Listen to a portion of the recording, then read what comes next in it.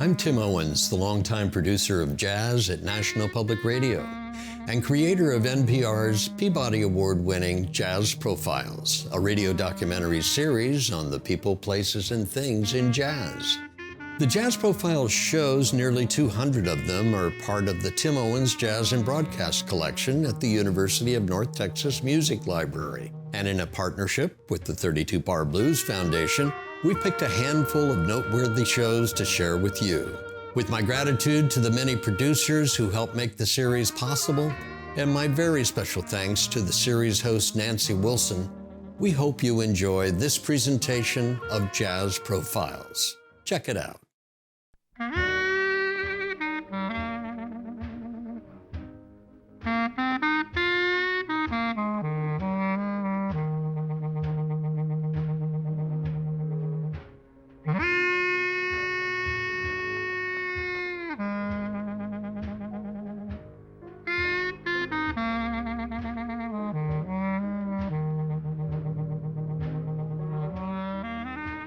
Bechet is one of the fathers of this music that we call jazz. Every song would tell a story, and in the story there's, highs and lows, excitement, passion, drama, sadness, joy, climax, resolution. You could hear all of those things in his music.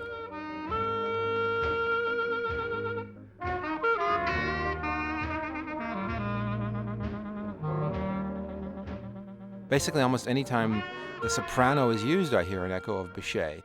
He could be a ferocious wild man. At the same time, there was this beautiful gentleness in his music.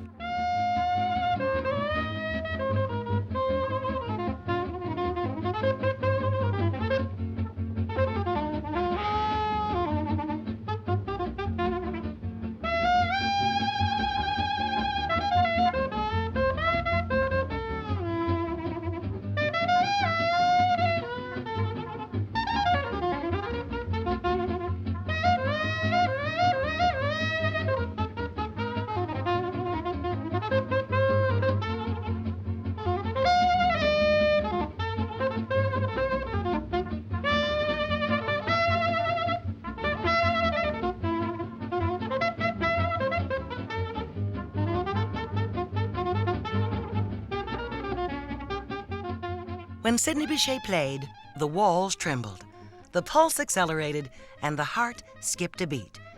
His was a passion and energy transformed into musical notes. I'm Nancy Wilson, and on this edition of Jazz Profiles, we pay tribute to saxophonist and composer Sidney Bechet, one of New Orleans' great jazz innovators.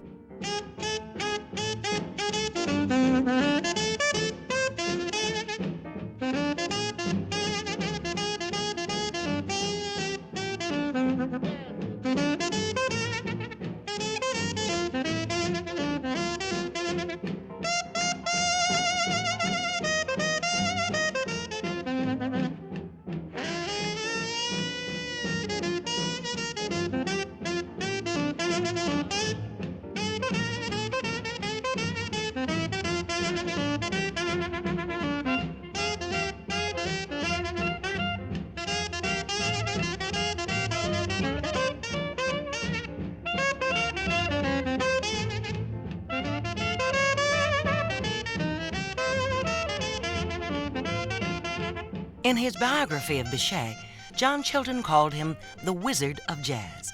Chilton still remembers a night in 1949 when he heard Bechet in London. I can remember the upper balcony actually shook.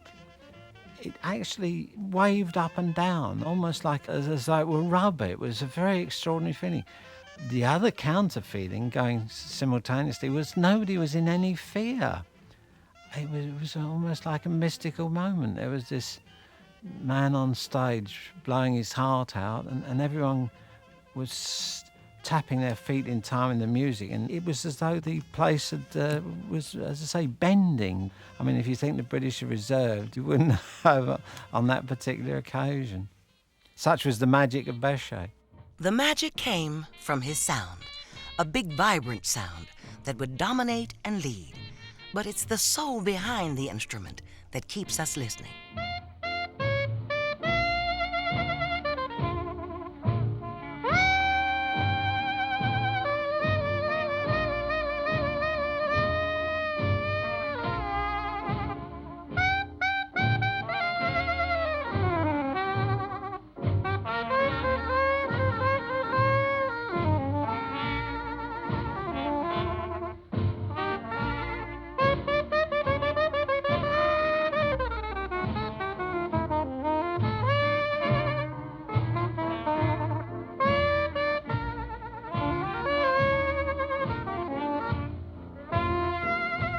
Dr. Michael White is a musician and educator in New Orleans. Bechet was like a thunderstorm, just raw, and he just let out all the stops. He just cannonballed his way through, and not always in a rough manner, but he was just so strong and so present. He was ferocious. There's so much in Bechet's playing that, it's hard for others to match that level of diversity, that level of exceptional. He and Louis Armstrong and Duke Ellington and all of those guys from that period, they were modern musicians.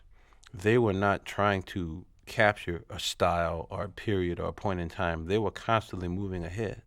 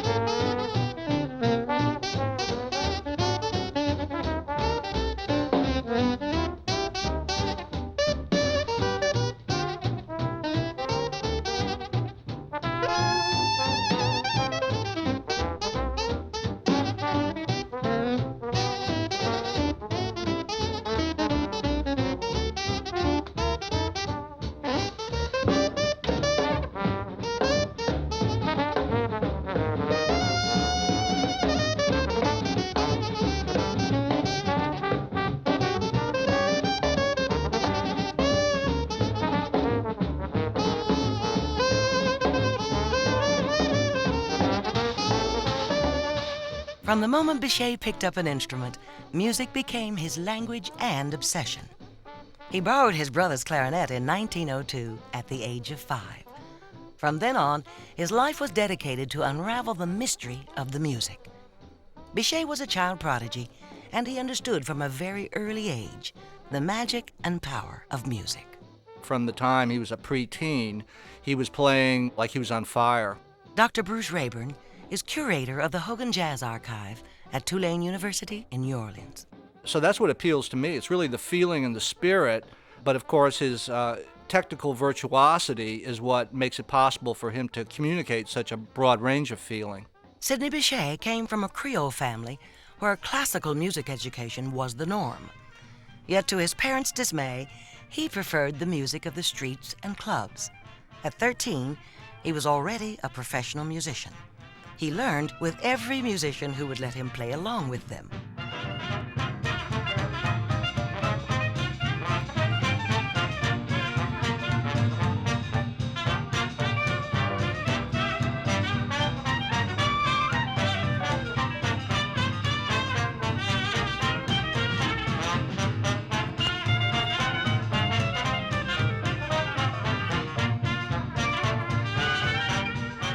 There are many anecdotes about this young musician and his intuitive sense of music. Bruce Rayburn recalls a story recorded in a 1959 interview with New Orleans drummer Paul Barbarin. There are stories that Paul Barbarin tells, for example, of using Sidney to replace a clarinet player and going to a pawn shop, and the only thing they had left in the way of a clarinet was this old yellow thing that had rubber bands and it was held together by chewing gum. And Bechet tried it out, found where the bad notes were, and simply avoided them, and sounded marvelous on this really dilapidated instrument. Very few people could pull that off. And Bechet didn't have no clarinet. I remember this, I recall that good because I used to follow all the bands. So they said, we're going to get him a clarinet. The wagon pulls up with the horse in it, up at a pawn shop, and went and got an old clarinet, looked like, it was like a banana, sort of. I mean, the color of a banana. Yeah, brown one, I've seen it. Yeah, color of a banana, because it's kind of yellow. And man, I don't know how long that clarinet had been in that pawn shop. And Bechet fixed the reed on there, and I know some of the notes didn't blow. Man, that man could play. Wow, what came out that clarinet. And the notes that didn't work, he didn't mind that. He didn't mind that at all. That man was great.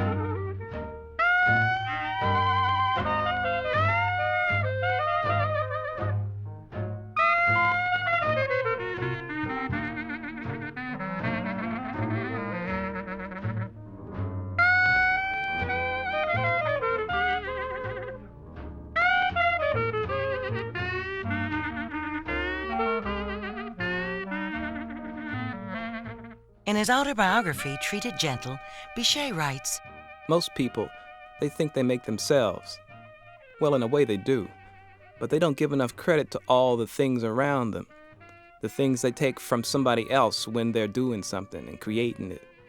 Things like what it is you remember, or how you feel, or what you're going to do. Things like being a kid and waiting in a field for the late afternoon to be night, like standing by a river, like remembering the first time you heard the music, who it was playing it, things like that. They're just life. And life for Sidney Bechet was music. My father was a perfectionist about his instrument. He practiced a lot every day, and the way he can be play like a virtuoso, you know. Daniel Bechet was 5 years old when his father died. He lives in France and is a drummer. He was very splendid character, you know, with a lot of humor, with a lot of funny or serious, and a lot with his art, and he gave a lot of his soul, you know. Et maintenant, Petite Fleur.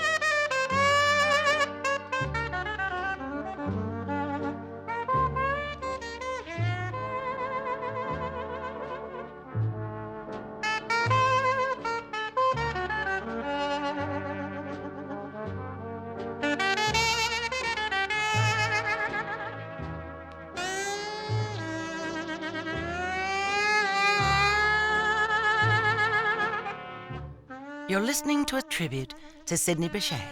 I'm Nancy Wilson, and this is NPR's Jazz Profiles. From blues to bluegrass, jazz to country, R&B to rock and roll, we're moved by the proud sound of American music. Welcome to 32 Bar Blues, a fresh groove in the men's clothing world, a place where true originality, craft, and style are valued like the art forms we celebrate. Never curated or private labeled, we design and make the majority of our styles in-house. Cool clothes with enough funk or personality to make you smile, but easy to wear for most any venue. And like our name implies, 32 Bar Blues was born with a heart for the arts.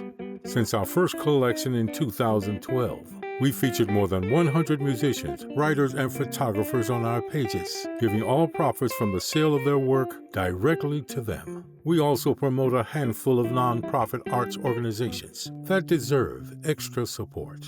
To check out the 32 Bar Blues collection and learn more about our commitment to the arts, visit 32barblues.com.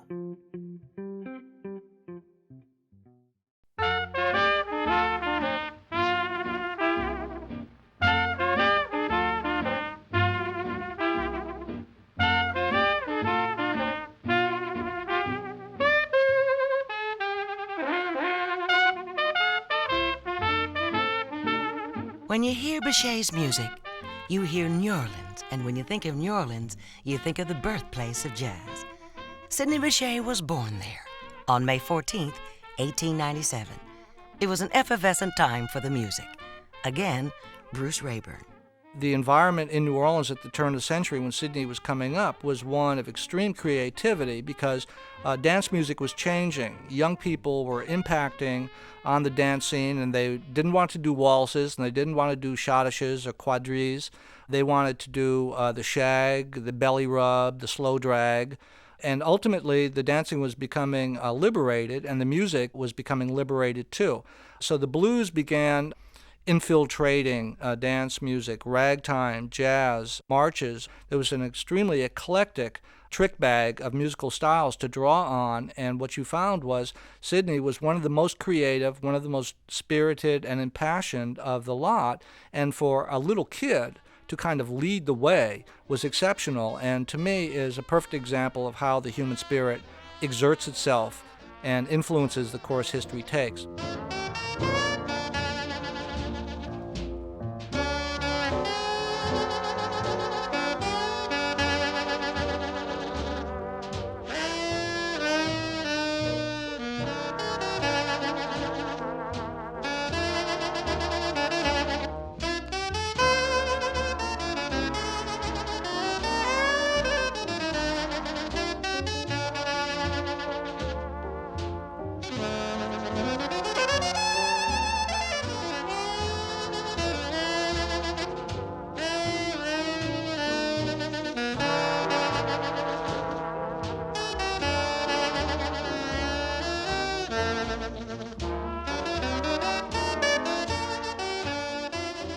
This is how Bechet describes New Orleans in his book. New Orleans, that was a place where the music was natural as the air. The people were ready for it like it was sun and rain. A musicianer, when he played in New Orleans, was home. And the music, when he played it, would go right to where he sent it. The people there were waiting for it. They were wanting it.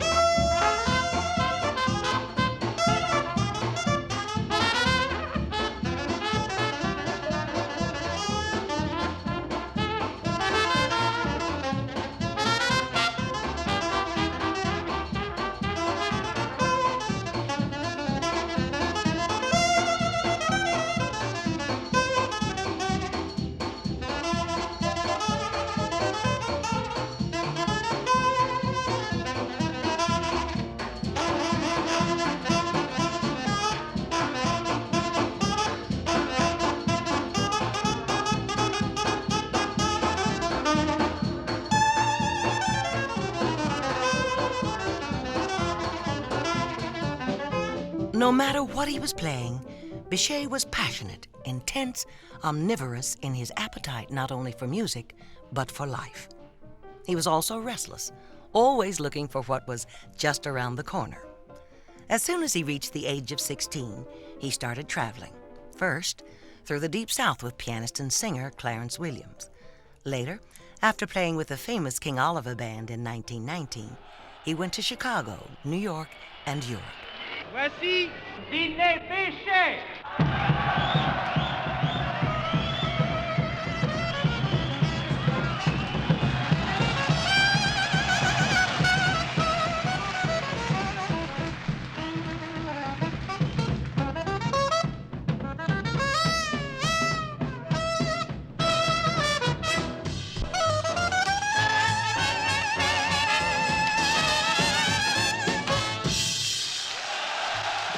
Along the way, he gathered the stories and experiences that would be told through his music.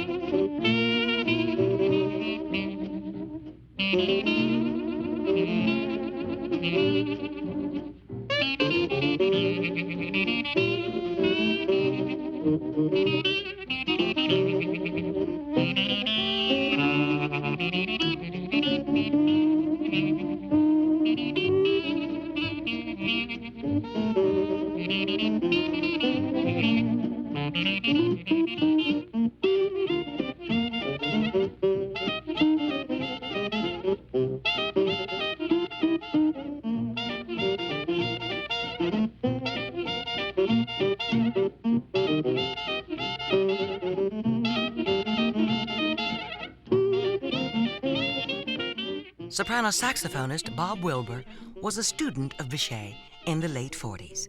And his way was basically that you must tell a story. To communicate with the listener was of paramount importance. The idea is that you would start out playing the melody of a song and familiarize the listener with the sound of the melody, and then you would gradually develop variations and take the listener into all different areas, and then at the end bring him back to the melody. In other words, it was like theater, where you tell a story, you establish a character, and then you take the character through various events and everything. And this was very important to him.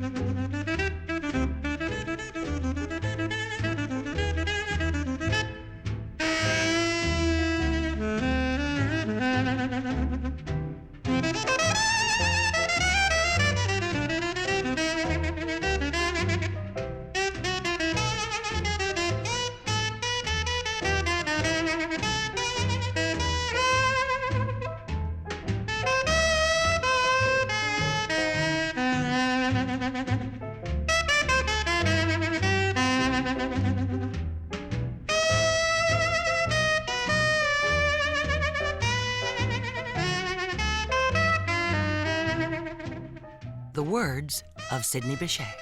You know, there's this mood about the music, a kind of need to be moving. You just can't set it down and hold it. Those Dixieland musicianers, they tried to do that. They tried to write the music down and kind of freeze it. Even when they didn't arrange it to death, they didn't have any place to send it. That's why they lost it. You just can't keep the music unless you move with it.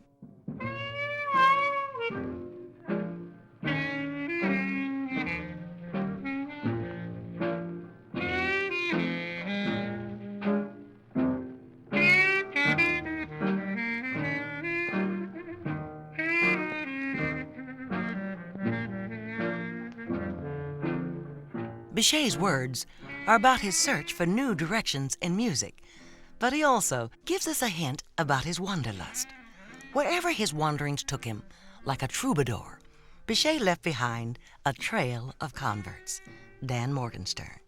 He went on the road and did all kinds of things. He performed in shows, he toured in vaudeville, and then of course he went to Europe very early on with the great Will Marion Cook and his Southern Syncopated Orchestra, and that was when he was heard by the Swiss conductor Ernest Ansermet, who then wrote that famous piece about the orchestra where he singled Bechet out for praise.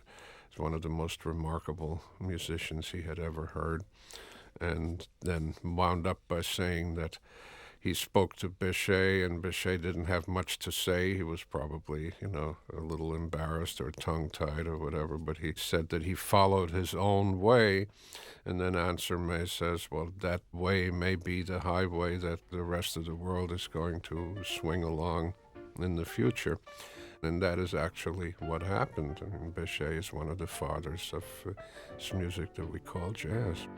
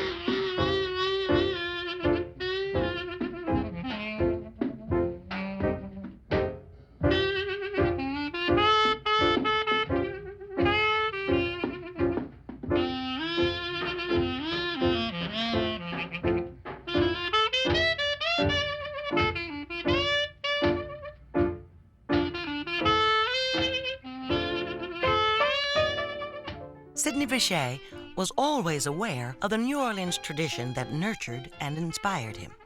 But like any true artist, he was never afraid of breaking the established patterns to create his own voice. So in Sidney Bechet, as in Louis Armstrong, we find both old and new approaches. Michael White.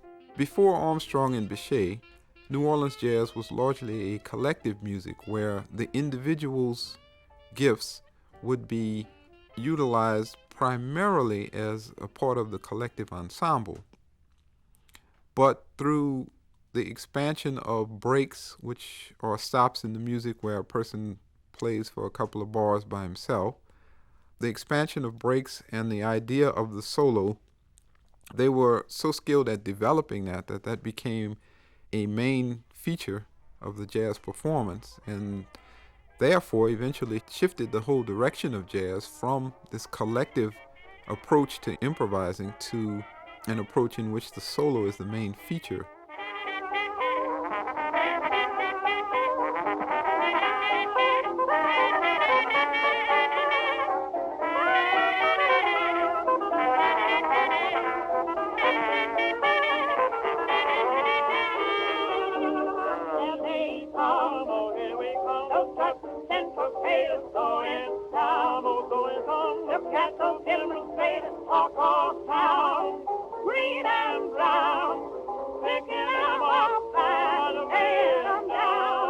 Dan Morgenstern.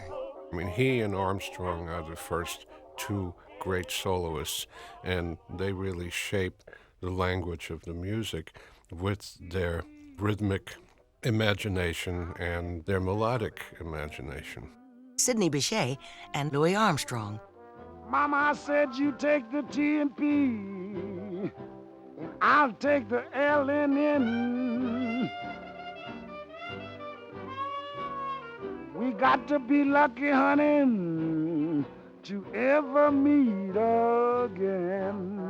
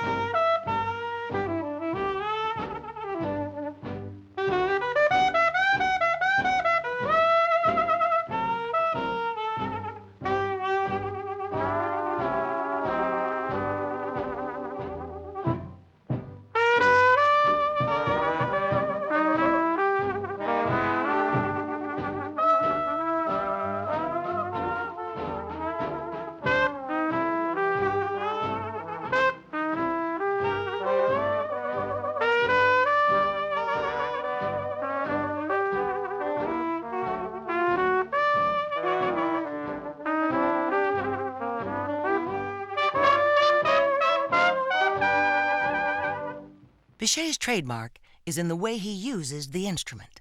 He started with the clarinet. When he discovered the soprano saxophone in a store in London, Bechet decided to conquer this most difficult of instruments. It became his voice.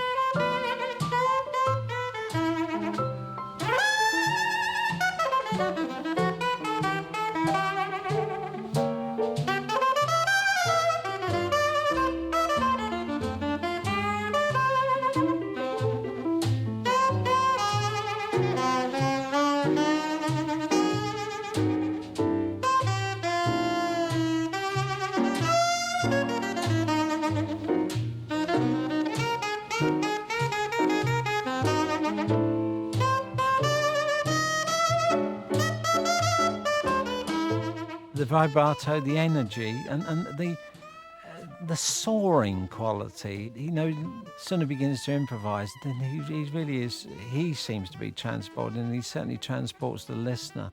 Trumpeter and writer John Chilton.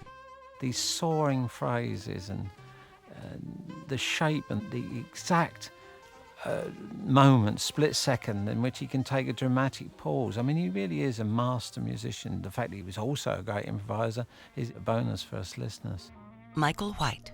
If you look at Sidney Bechet's music as an improviser, he's a person who believed in utilizing a full range of his instrument, and he had complete technical facility and control over the soprano saxophone as well as the clarinet.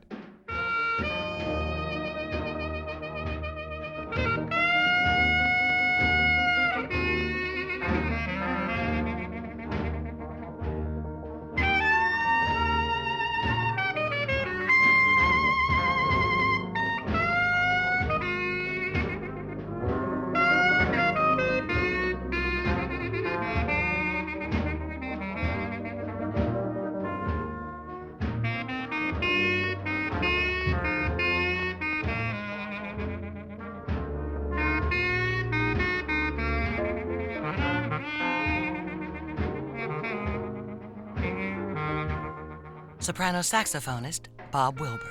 He made a blues record called Blue Horizon, which was 4 minutes of improvised blues on the clarinet, in which it was a piece of composition from the first note to the last note, improvised composition.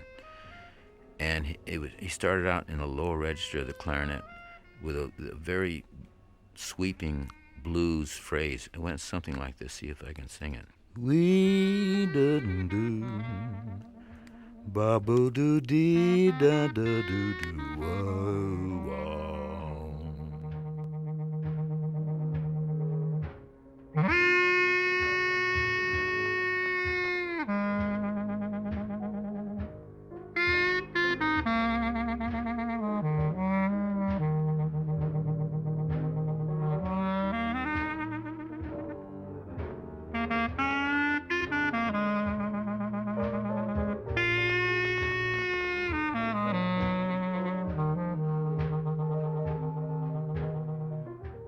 Sidney Bechet touches a world of saxophonists that's just ahead.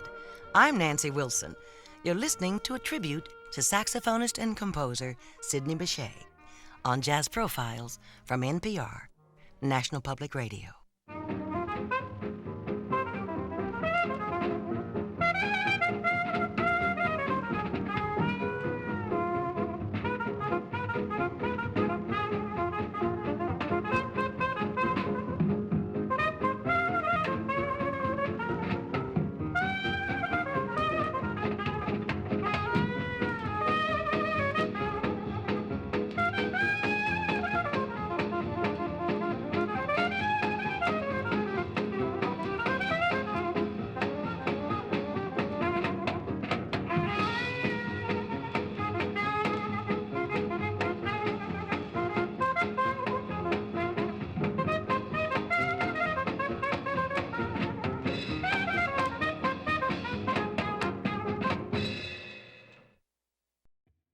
Born from the 32 Bar Blues clothing brand, the nonprofit 32 Bar Blues Foundation was established in 2020 to promote American music, literature, photography, and the artists that create within these genres. Jazz, blues, and roots music are of particular focus, all uniquely American art forms that should be nurtured and advanced for the benefit of future generations. Toward these goals, 32 Bar Blues Foundation seeks out and partners with nonprofit arts organizations that provide education, training, opportunity, support, and exposure. Young and emerging artists, as well as established and lesser-known greats, are of equal focus. Through direct 32 Bar Blues corporate support and donations, customer donations, and all profits received from special clothing items and other partner products in the 32 Bar Blues collection, seasonal contributions go directly to the artists and organizations noted in the Arts section of the 32 Bar Blues website.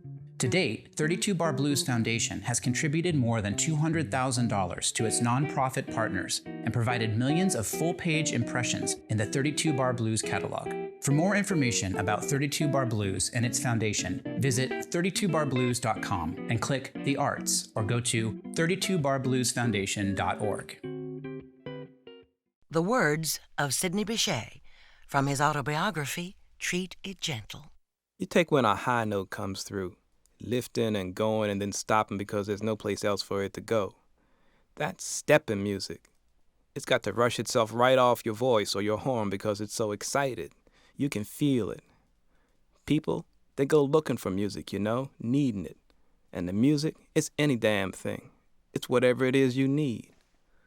All the music I play is from what was finding itself in my grandfather's time. It was like water moving around a stone, all silent, waiting for the stone to wear away.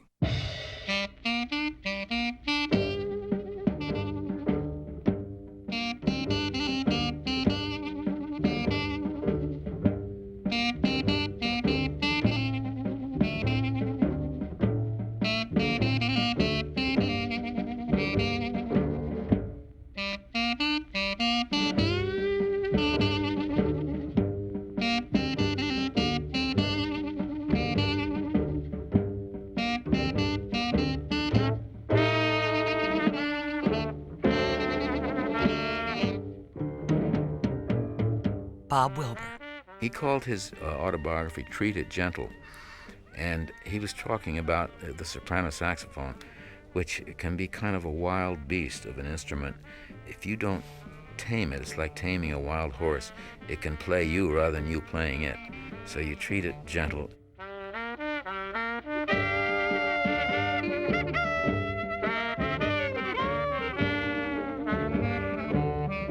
Once a musician masters the instrument, the challenge is to push its boundaries as far as possible. And Bechet pushed them through all sorts of styles. Michael White. He incorporated elements of different musical styles. You can hear the influence of opera. Sometimes he almost sounds like a cello player. Sometimes he sounds like an opera singer. Sometimes he sounds like a blues singer. He's able to take the essence of different genres and bring them together through his instrument.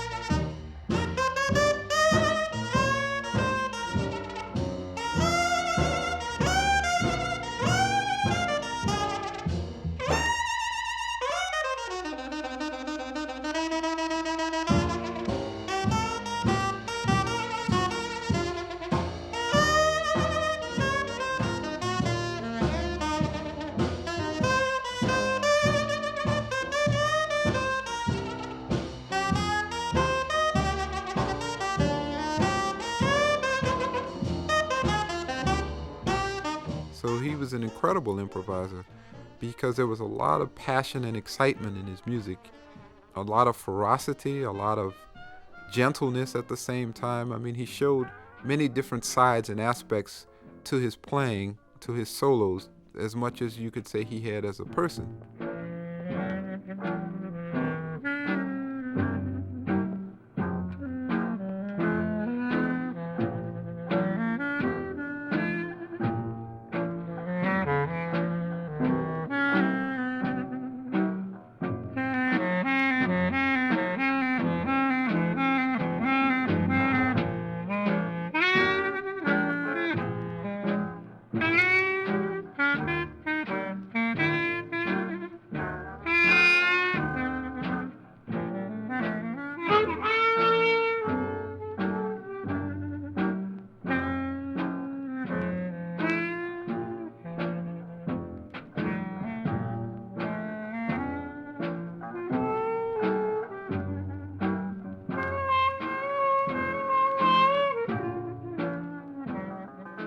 That versatility, that passion, caught the ears of Duke Ellington. Bechet only stayed a short time in Ellington's band, but he left a lasting impression. John Chilton. Duke Ellington said that Sidney Bechet was the most extraordinary jazz musician of them all. And there's no doubt in my mind that Bechet's playing was an inspiration to Duke Ellington. He even took Bechet into the band temporarily, almost as a coach, so that Bechet could coach. And bear in mind that the musicians that Duke Ellington employed were no slouches. They were excellent players. But Bechet presented them with a challenge in that he could perform almost wonderfully under all circumstances. Such was his genius. Duke Ellington wanted that sort of feeling in the band, but he also wanted himself to be exposed to this fountain of ideas that was coming out.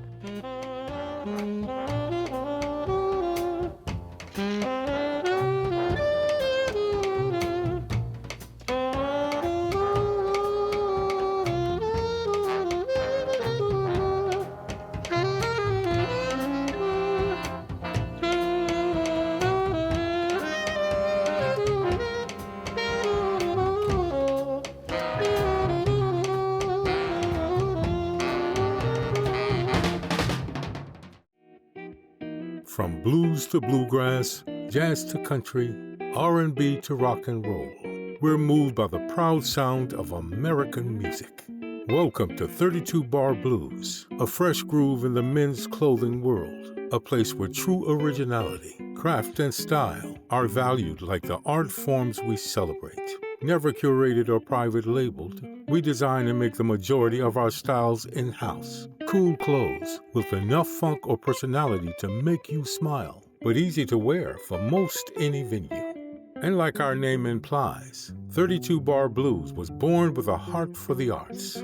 Since our first collection in 2012, we featured more than 100 musicians, writers, and photographers on our pages, giving all profits from the sale of their work directly to them. We also promote a handful of nonprofit arts organizations that deserve extra support. To check out the 32 Bar Blues collection and learn more about our commitment to the arts, visit 32barblues.com. Perhaps one of the best ways of describing Ellington's admiration for Bechet is in the presence of saxophonist Johnny Hodges.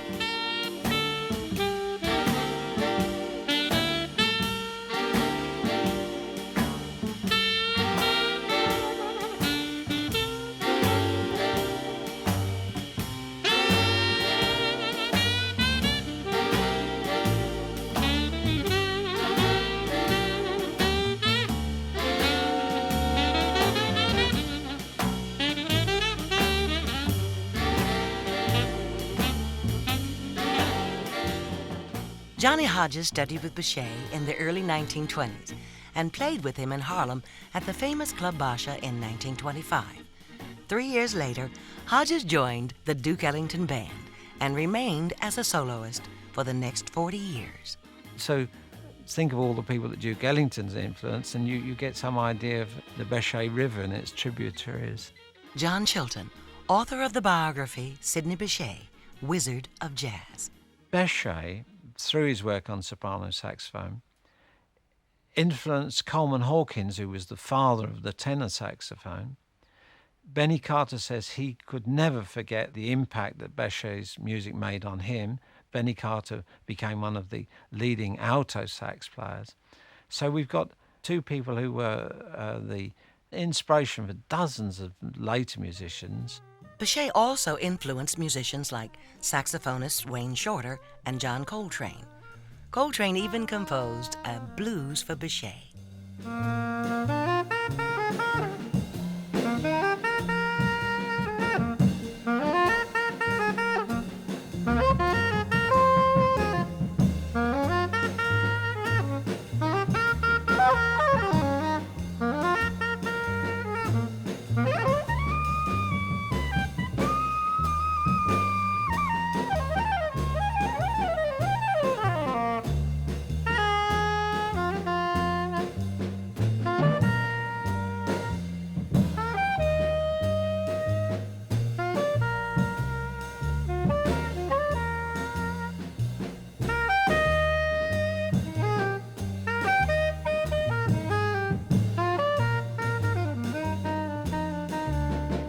Soprano saxophonist Bob Wilber is considered one of Bechet's natural heirs.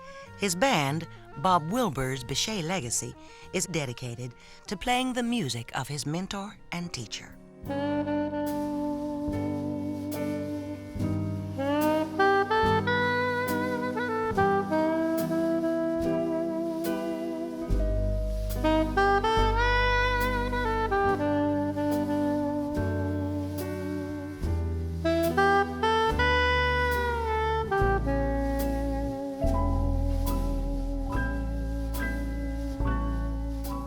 In the 40s, Wilber was a live-in student in Bechet's house in Brooklyn.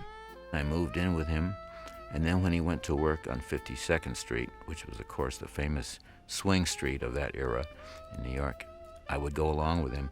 And about midnight, he'd always beckon to me, and I'd come up and play with him for about 3 hours until we closed up the place at 3 or 4 in the morning.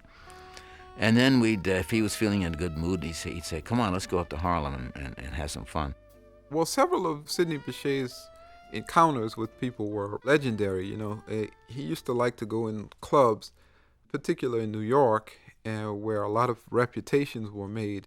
Michael White. One story that I really liked a lot was that the great Coleman Hawkins had made a remark that New Orleans musicians couldn't play. So somebody told that to Bechet, and Sidney Bechet issued out a challenge. This was like a duel. And he said, have Mr. Hawkins meet me at a certain place at a certain time, this club, and we'll see who can play what. And Coleman Hawkins was a phenomenal, great musician. I mean, one of the greatest in jazz also. And he had this big tenor saxophone with this gigantic sound.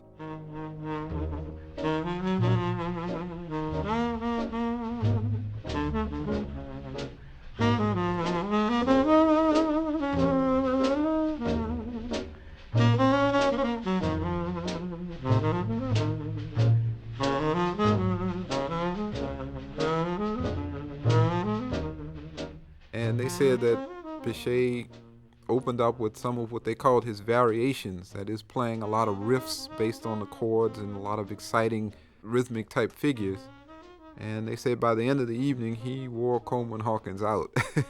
Such to a point that Coleman Hawkins packed up his horn and started to leave, which is a sign of defeat. You know, you're giving up. And as he went out of the club, Bechet started to follow him. And they say he followed Coleman Hawkins out of the club, onto the street, still playing the whole while in his ear. And Coleman Hawkins got in a cab. And he said, okay, all right, you can play. Now leave me alone.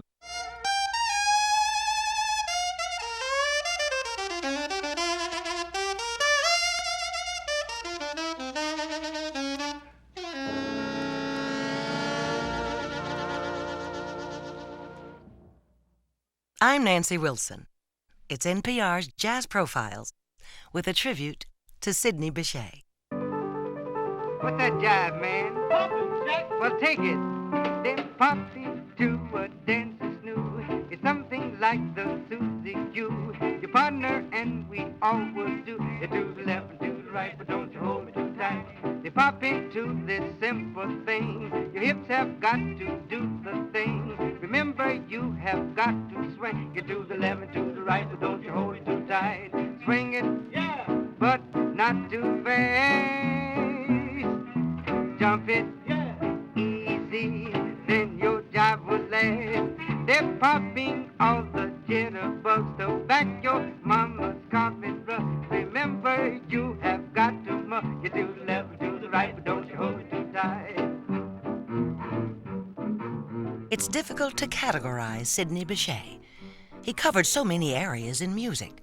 He played ballads, show music, ragtime, traditional, swing, Caribbean, and much more. So Bechet often said that the title of New Orleans traditional musician was too narrow for him.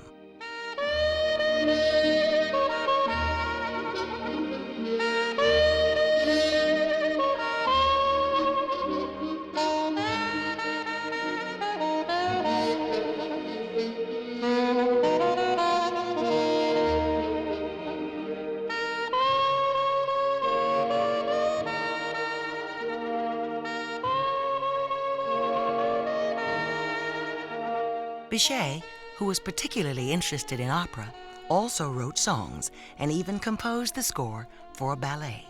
It was a piece that was originally called The Voice of the Slaves, and then he finally got a chance to record it in the 50s in France with a symphony orchestra. And it's music that combines the symphonic influence of 19th century, really, classical music, with the blues, and he also is a featured soloist with this orchestra.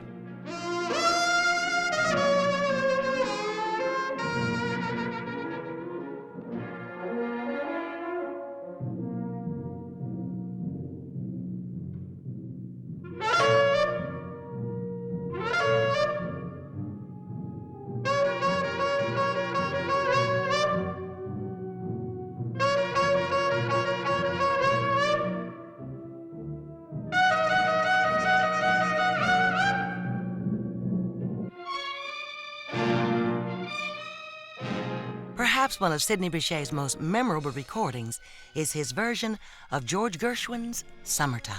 Jazz critic Will Friedwald. That's just an amazing record.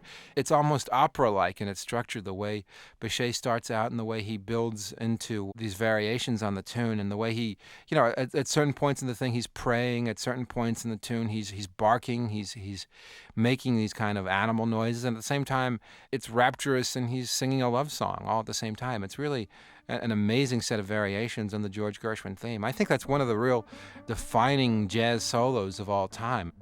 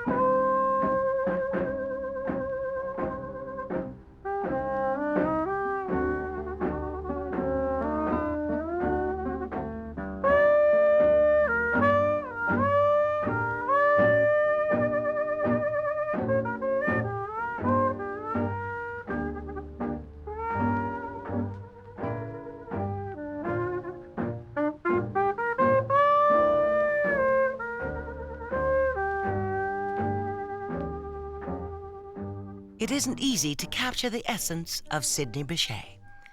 His music encompasses the history of African American music, from blues to bebop. Bechet the man remains an enigma. In old photos, you often see him completely absorbed in his instrument. Yet he was also a savvy showman who would use the power and vibrancy of his instrument to captivate audiences.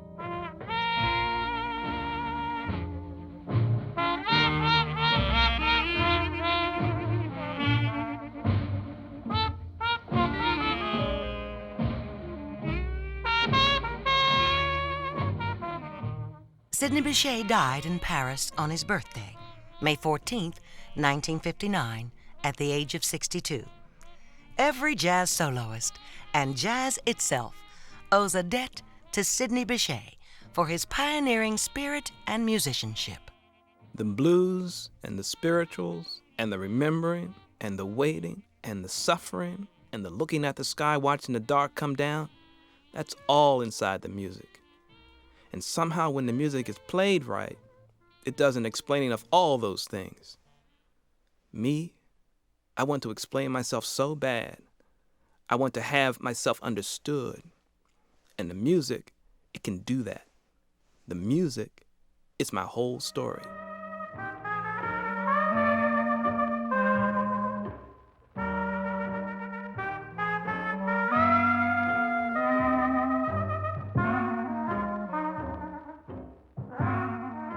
Our tribute to Sidney Bechet was written and produced by Elisabeth Perez Luna. Engineered by Lynn Persky at Toucan Productions.